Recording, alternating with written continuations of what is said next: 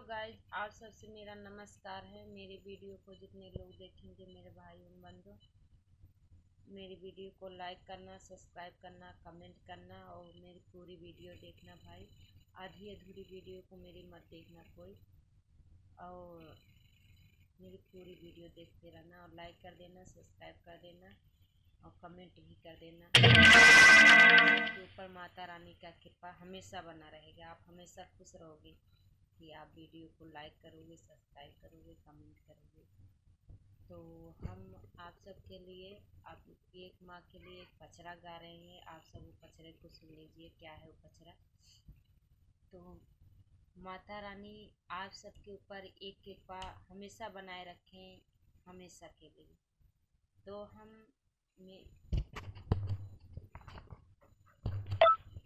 मेरा नाम आप सबको मैं बता दूं, मेरा नाम रानी है। और मेरी माँ ने जो रखा था वो नाम तो मैं आप सबको नहीं बता सकती कि मेरी माँ ने क्या नाम रखा था, लेकिन मेरा नाम रानी है और उर्फ अमता सिंह है, जो कागज़ और पत्थर में। लेकिन मैं रानी नाम से ज़्यादा, मुझे रानी नाम ज़्यादा पसंद आता है और मेरी माँ को भी यही नाम ज़्यादा पसंद आता है। और जो उनका प्यारा नाम था वो अच्छा नाम है, वो माँ के लिए है और छुपा हुआ है वो। तो ना ही जाने कोई तो अच्छा है, लेकिन माँ एक समय ऐसा आएगा कि आप सब मेरे भाई लोग जान जाएंगे, मेरी माता पिता सारे लोग जान जाएंगे। और मैं माँ उन्हीं को समझती हूँ कि जो मेरे साथ हमेशा मेरे सिर पे हाथ रख के और मेरे हाथ उंगली पकड़ के मुझे चलाना सिखाया और आज मुझे जिंदा रखा है 2023 से 2026 तक, और आगे तक जो जिंदा रख रही हैं तो कोई नहीं है। आप सबको बता दें तो ये कटरा वाली मेरी माँ है जो ना, वही है और कोई नहीं है। और मैं किसी और को अपनी माँ समझती भी नहीं हूँ। और 9 दिन का जब आता है चैत या कुआर का नवरात्र, तो मैं ये नहीं जानती हूँ कि मेरा ससुराल है। मैं उस दिन इतनी खुश होती हूँ, इतनी खुश होती हूँ कि जो कोई मुझसे जो चीज़ मांगे मैं वो चीज़ दे दूँगी मेरे भाई। और मैं सिर्फ अपनी माँ को नहीं दे सकती, क्योंकि मेरी माँ मेरे लिए बहुत कुछ है, मेरी सारी दुनिया है, मेरी सारी दौलत है मेरी माँ। तो मैं बता दूं कि मैं मायके में रहती हूँ।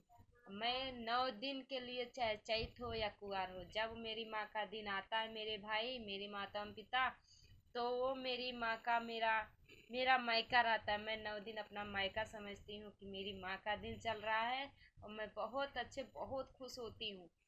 दुनिया की खुशी मुझे ही मिल जाती है कि मैं मेरी माँ का दिन आ रहा है मेरे भाई, मेरी माँ का दिन चल रहा है। ये 9 दिन ना मेरी माँ का दिन चल रहा है। और मेरी माँ का दिन ना ऐसा वैसा नहीं है। मेरी माँ ऐसे किसी के सामने सिर नहीं झुकाती। मेरी माँ हमेशा शेर पे सवार हुई हर एक घर आती हैं। तो मैं आप सबको बता दे रही हूँ कि मैं अपनी माँ के लिए पचरा क्या गा रही हूँ। तो आप सब मेरी वीडियो को देखते रहना और लाइक कमेंट सब्सक्राइब जरूर कर देना मेरे भाई। तो बता रहे हैं कि मैं वो पचरा क्या है। तो चलो आप सब भाई मेरे बंधु लोग सुन लीजिए वो पचरा क्या है।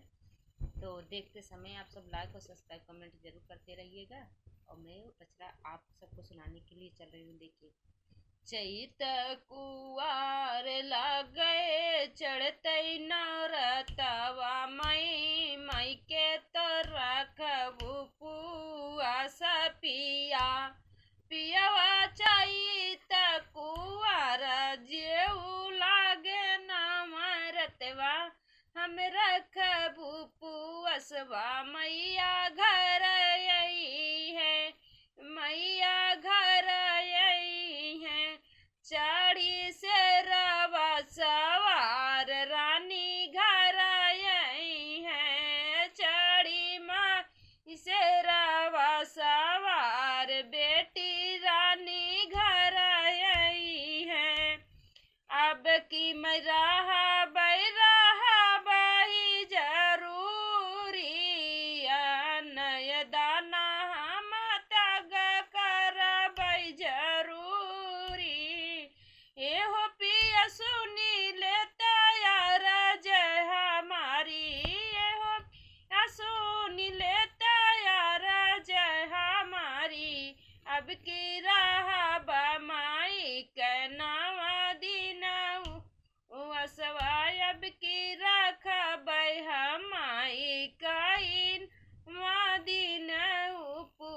भेसवा माई घर आई है हो पिया माई घर आई है काली काली लट छितराए माई घर आई है काली काली लट छितराए माई चाई नवरात्र आई है पियवाया बकी रखब उपवास माई घर आई है बेटी घर आई है ऊ है रानिया दुलारी बेटी के घर आई है ऊ है रानिया पियारी बेटी के घर आई है अब की माई चढ़त नवरात्र पिया घर आई है सुनता पियवा कही राजिया सुनता पियवा कही राजिया हम के रह तू नवरात्र पियवा हो पियवा हम के रह नवरात्र पियवा हो पियवा जवन ब्यातवा न मैं त्याग देबै हो पियवा ब्यातवा न हम त्याग देबै हो ओ अपने माई के दिन जरूर रहब हो अपने माई के दिन जरूर रहब हो ओ पियवा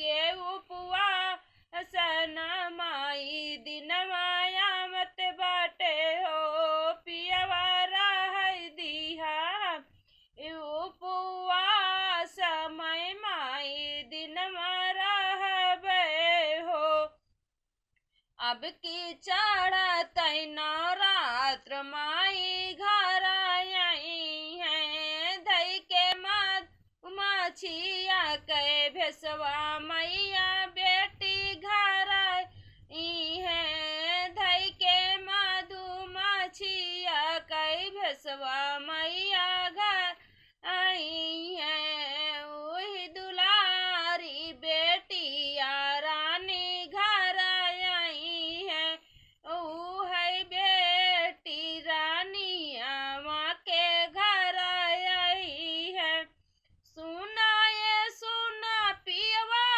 हमारी राजिया हो सुनता स्वामी हमारी राजिया हो हम रखबै नवा दिन के हर उपवासवा रखबै हे पियवा नवा दिन उपवासवा एतनिया रजिया पियवा मन मोरो जाता एतनिया रजिया पियवा मन मोरो जाता मैया ही चढ़ाता नवरात्र चढ़त नवरात्र मैया आई है धैले है दीपावा में तेजसा उजिया रेवा धैले है दीपावा में बड़ा उजिया रवा घर है माई रानी घरवा वही उजियरवा माई है बेटी रानी घरवा सुन लिहा पिया हो रजिया अब की मई रहा बैनरत उपवासवा आई है वैष्णो माई बेटी रानी घरेवा आई है वैष्णो माई बेटी रानी घरेवा हे पियवा नवरात्र मैया आई है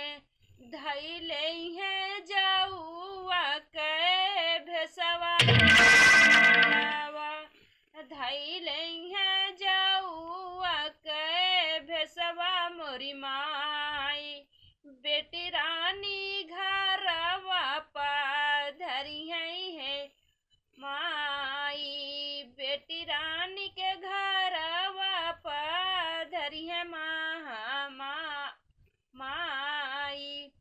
बेटी रानी घरवा जरूर माई आई है।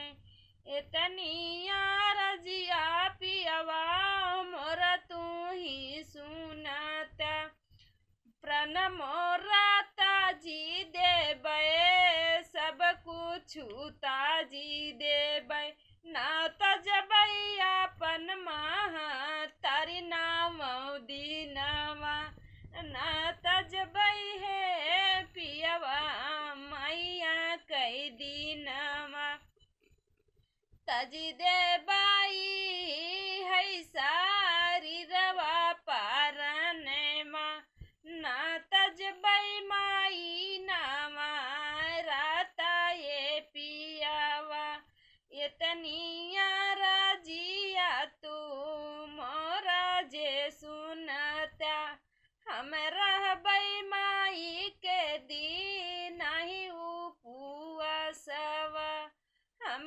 रहबै हे पियवा माई के उपवासवा, चढ़तै नवरात्र मैया आई है जो घरवा, धैलै है फूलवा के भेस हमारी माई, धई के तो फूलवा में भेस हमारी माई, चढ़तै नवरात्र बेटी रानी घर आई है, दुलारी बेटी घर आई है ओनी वैष्णो माई, दुलारी बेटी के घर आई है ओनी वैष्णो माई, उहै बेटी दुलारी रानी करती जरवा,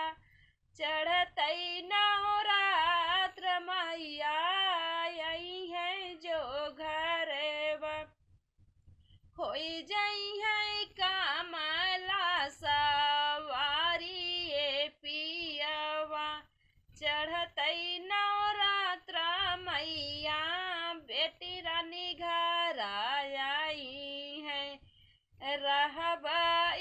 रहबै पियवा जरूर उपवासवा, भल से तुम्हारा हमें भला ही डाटा, भल से तू घर से निकालियो देब्या, तब नाही छोड़बे अपने मैया कई दिनवा, भल पियवा खाई का कुछ नहीं देब्या, भल चाहे पियाऊ का कुछ नहीं देब्या, तब रहबै माइया के दिन हो, कहे पियवा माई मोरी माई आई हाई, ओ नहीं माई से बापैया मोरा हाई, आजा हम उठे हो पियवा माई भरोसवा, आज हमें उठे पियवा माइया भरोसवा, मोरी माई चाही तकुवर घर आवन, जेऊ रोई रानी बेटिया उन कई रोज, आखिया दवा पोछे मैया घर आया मैं, बेटी बेटी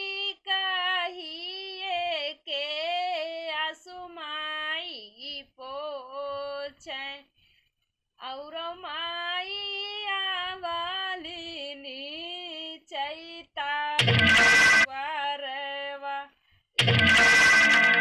सुना मोरिया राजिया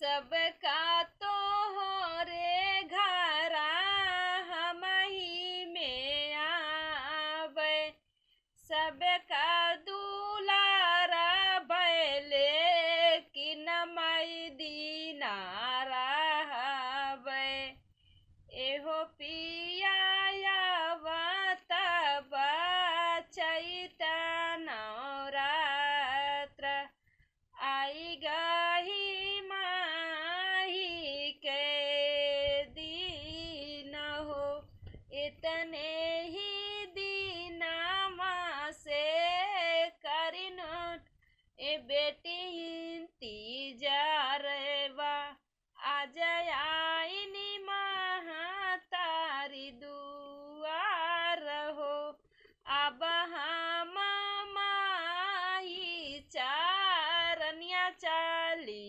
जाइबे रखबई नवो दिन हम उपवासवा आज माया दिन आई गईले मैया दिन आई गईले रे ते कुंवर चैत महीनवा माई के दिन आई गईले भवानी दिन आई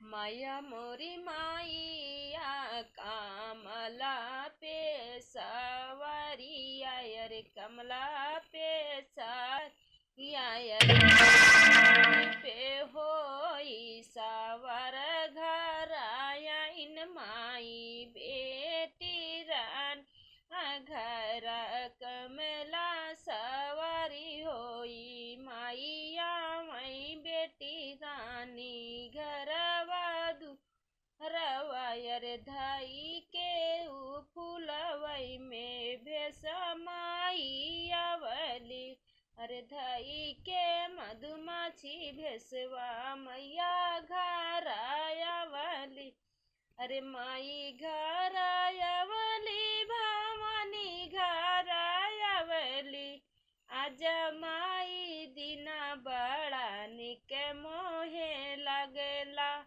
माई के दिना सब निक रोजेला आज माई आई गई घरे बा। जय माता रानी।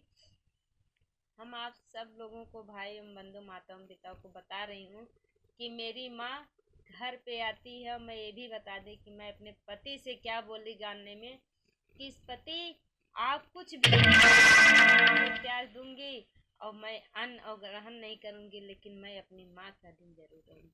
मुझसे मांगो जो चीज़ मैं वो सब कुछ दे दूंगी, लेकिन मैं अपनी माँ को नहीं दे सकती। मैं अपनी माँ का दिन छोड़ नहीं सकती। चाहे मुझे मार डालो या मुझे चाहे जिंदा रखो, लेकिन मैं कभी छोड़ने वाली मुझसे नहीं। कुछ भी हो जाए, लेकिन मेरी माँ का दिन मुझसे कभी छूटेगा नहीं। इस शरीर में सांसा जितने दिन तक चलेगा, हम आप भाई एवं बंधु को मैं बता रही हूँ, मैं उतना दिन में नवरात्र जब तक कि आँखों से अपनी माँ का, अभी तो मैं अपनी माँ का इशारा देख रही हूँ कि मेरी माँ आ रही है। किसी न किसी भेष में मेरी माँ मेरे घर पे आ रही है। सामने से अपनी माँ को एकदम से देखना चाहती हूँ, जैसे मैं 2017 में देखी थी अपनी माँ को।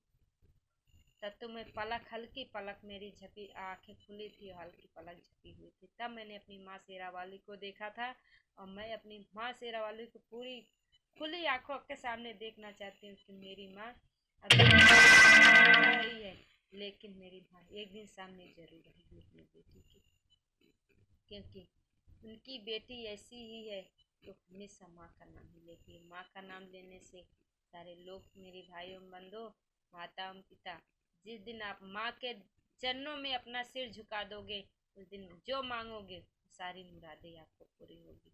कभी इंसान के सामने मुरादें नहीं पूरी होती मेरे भाई। वो तो आपका मजाक बनाते हैं, और लेकिन जिस दिन आप माँ के चरण में जाके माँ के सामने तो माँ आपका सारी मुरादें, माँ वैष्णो माँ आपका पूरा कर देंगी मेरे भाई। ये जरूर दिल में रख लो, कभी इंसान के सामने मत से झुकाना। माता रानी के सामने चले जाओ, आपको सब कुछ मिल जाएगा, जो जो चीज़ आप मांगोगे।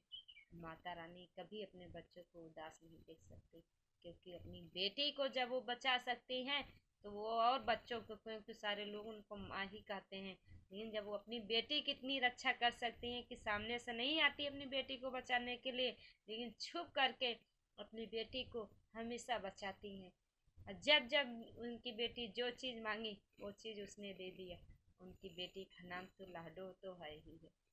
जय जय माता जी।